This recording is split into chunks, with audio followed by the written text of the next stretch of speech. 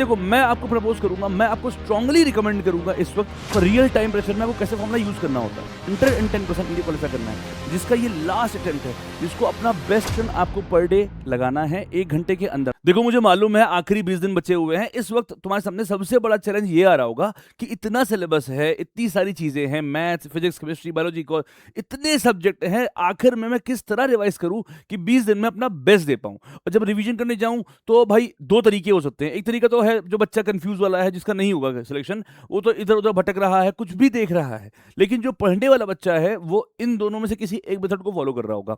या तो उसके इस वक्त आखिरी 20 दिन में सोच लिया होगा कि भाई जो मेरे नोट्स हैं उन्हें ही बार बार पलट के रिवाइज करना है, ये मैं करने वाला हूं। मैक्सिमम बच्चे जो अच्छे होते हैं ना, ब्रिलियंट होते हैं, वो इसको फॉलो करते हैं। गलत भी नहीं है, मैं गलत नहीं बोल रहा इसको। एक बच्चे ऐसे होते हैं जो कहते हैं यार वन शॉट देख लेते हैं हर टॉपिक की और हर चीज की, और गमागम तरीके से 2x लगा के रिवाइज कर लेते हैं। ये भी सही तरीका है, लेकिन मैं आज आपको जो तरीका प्रपोज करने वाला हूं ये इन दोनों से ज्यादा प्रोडक्टिव होने वाला है। हाँ, पेनफुल होने वाला है, but pain is very required for your success, है ना।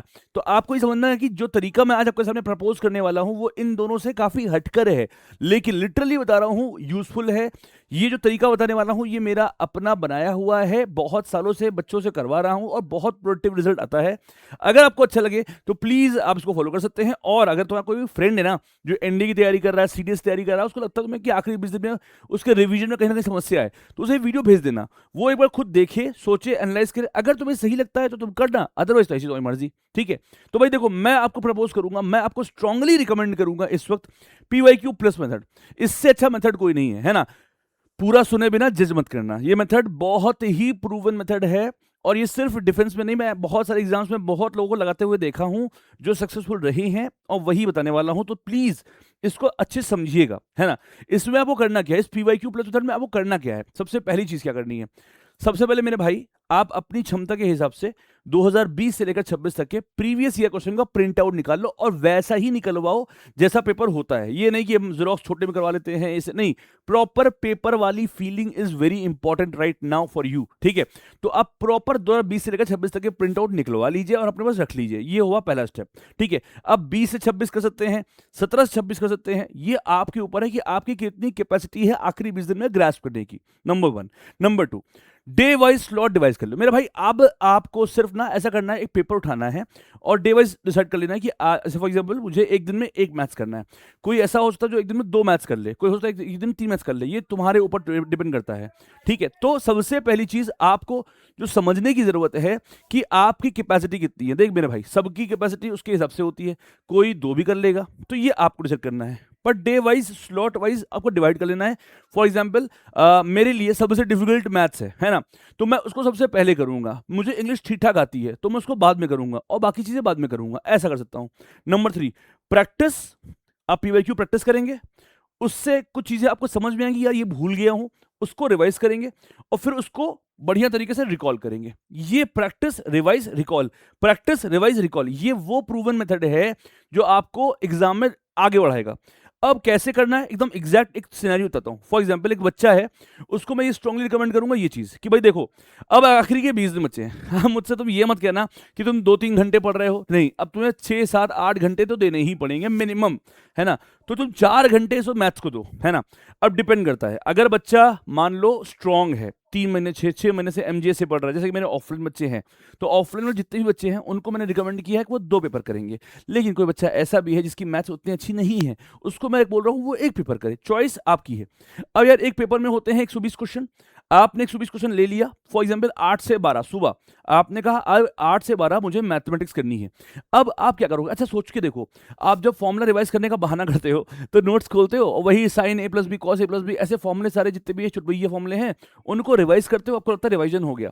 आप रिवीजन सिर्फ उनका करते हो जो आपको आता है, पर आपको नहीं पता कि आप रियल टाइम प्रेशर में आपको कैसे फॉर्मूला यूज करना होता है।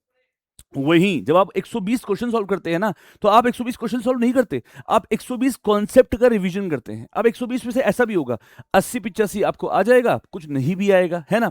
या ऐसा हो सकता है कि कुछ कॉन्सेप्ट आप जब लगा 2D आपने लगाया, आपको लगा अब ये फॉर्मूला मैं भूल रहा हूं, आपने एक्टिव रिकॉल किया, खट से गए, आपने देखा फॉर्मूला नोट्स पे अपने और आके कर लिए, तो ये क्या है, ये भी तो रिवीजन ही है ना। और इससे भी अच्छा मतलब आजकल तो AI आ चुका है भाई, फोटो खींचो तुरंत उस पर ChatGPT डालो कि इसका कॉन्सेप्ट मुझे एक्सप्लेन करो, कर देगा। और बोलो आप उस क्वेश्चन का सॉल्यूशन दे दो, सॉल्यूशन कर लो। कहो एक क्वेश्चन मुझे और बना दो इसके ऊपर, वो बना देगा, उसको सॉल्व कर लो। भाई वो क्वेश्चन, वो कॉन्सेप्ट और उससे आने वाला एक और क्वेश्चन आपको आ चुका है, आपका मोरल बूस्ट हो चुका है। ये तरीका होता है। आप इमेजिन करके देखो ना, आप क्वेश्चन लगा रहे हो, पहला लगाया, दूसरा लगाया, तीसरा लगाया, 10वां लगाया, 20वां लगाया, 30 क्वेश्चन तक आपको सारे क्वेश्चन, सारे कॉन्सेप्ट याद हैं, आपसे लग जा रहे हैं, आपको मोटिवेशन हाई हो रहा है। 31वें क्वेश्चन पे कोई ऐसी चीज, कोई ऐसी प्रॉपर्टी इस्तेमाल हुई जो आप भूल गए हो, तो आपने नोट्स में चेक कर लिया, आपको याद आ गया। ये होता है रिवीजन। रिवीजन का मतलब आप अपनी गलतियों पे काम कर रहे होते हो, है ना। फिर आपको मान लीजिए वो कॉन्सेप्ट नहीं आता, आपके पास सोल्यूशन है, तो भाई ऑसम है। अगर आप एमजीएस में हो तो आपको मैंने ऑलरेडी एप्लीकेशन मैथ जुगाड़ से पे 2008 से लेकर 2026 तक के सारे previous year question with solution quiz format में भी, पीडीएफ फॉर्मेट में भी प्रोवाइड कर दिया है, बाइलिंगुअल। सो अगर आप एमजीएस के स्टूडेंट हो, you don't worry about anything. But अगर आप मान लो अपने आप से भी कर रहे हो, तो आपने फोटो खींचनी है चैट जीपीटी पे, परप्लेक्सिटी पे, जिसको भी आप इस्तेमाल करते हो आजकल एआई में, और वहां डालना है कि मुझे इस कंसेप्ट को आसान भाषा में एक्सप्लेन कर दो। वो एक्सप्लेन कर देगा। आपने नोट्स बना लिया, अब बोला आपको समझ में आ गया, अब आपने कहा इसके ऊपर मुझे एक क्वेश्चन और बना के दे दो, वो दे देगा, आप कर लोगे। भाई साहब आपका लेवल अप हो चुका होगा। और इस तरह की तैयारी तुम्हारे किसी भी वन शॉट में कहीं से नहीं हो पाएगी, कभी खुद से बढ़ के नहीं हो पाएगा अगर आप इस तरह करोगे तो। नंबर 1। फिर आते हैं इंग्लिश पे। बेटा मैथमेटिक्स के बाद सबसे ज़रूरी पार्ट जो होता है वो है इंग्लिश, है ना।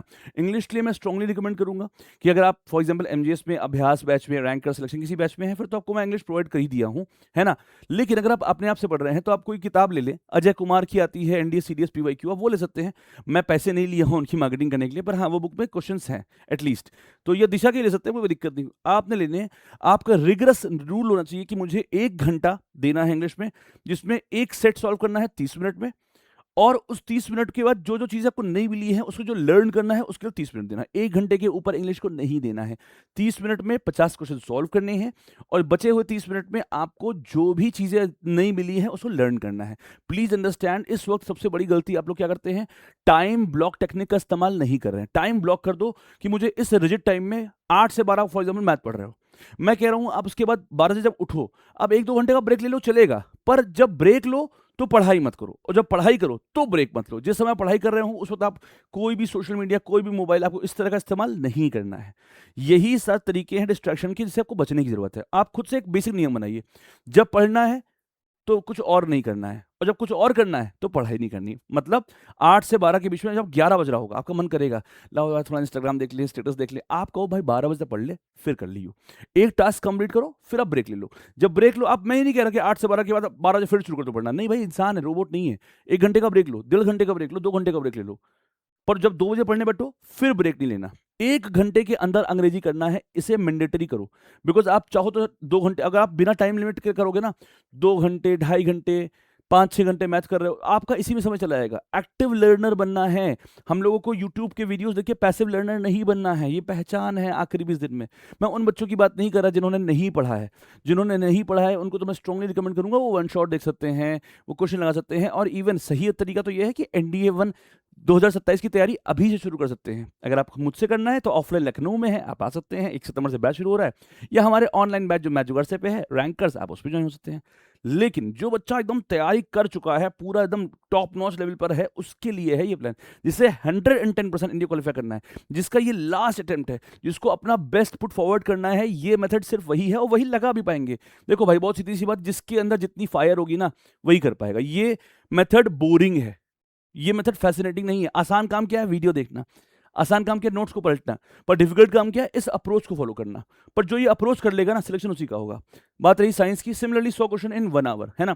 100 क्वेश्चन लेना है आपको, फिजिक्स केमिस्ट्री, मतलब 2 पेपर लेने हैं पीवाईक्यू के, 2 पेपर 14 से लेकर 26 तक। अगर आप पीवाईक्यू लगा चुके हैं तो आपको नए क्वेश्चन लेने चाहिए, अगर नहीं लगाए हैं तो पीवाईक्यू लगाना चाहिए। 2 में से एक चॉइस कर लो, है ना। आपको सब्जेक्ट वाइज, अगर आपके आप एमजीएस के हैं फिर तो आपके पास होगा, नहीं है तो आपको कहीं ना कहीं से मैनेज करना पड़ेगा। हमारी एप्लीकेशन में अभ्यास बैच में भी है, सिलेक्शन बैच में भी है, मैं यूट्यूब बैच में भी डाल दूंगा, आप वहां से लगा सकते हो, कोई मसला नहीं है।